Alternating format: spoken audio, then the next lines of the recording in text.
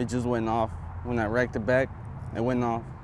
18-year-old Sebastian Ramirez-Barcenas didn't say why he came to CBS 11 to confess 24 hours after shooting his 15-year-old girlfriend, Michaela Davis, with a shotgun at her home in Everman.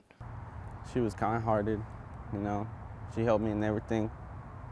Showed me through stuff. I really didn't mean to shoot her. I didn't pull the trigger or anything.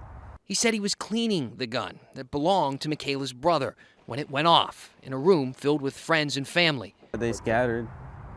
I was like, what did I do? I was sitting there watching her, you know. But I had to run because of her dad. Saturday, deputies searched for Barcenas with a drone. He said he was hiding nearby in the woods, then met up with the friends who brought him here. You're standing up, you're doing what's right, you're being a real man. This is what a real man would do. You understand? I will be there with you 100%. I love you, man. You're doing the right thing, man. You're doing the right thing, brother. Barcenas is from Mexico, says this man is the closest thing he has to family here. But when Fort Worth police arrived minutes later, Barcenas was alone on our front steps where he was cuffed and taken away.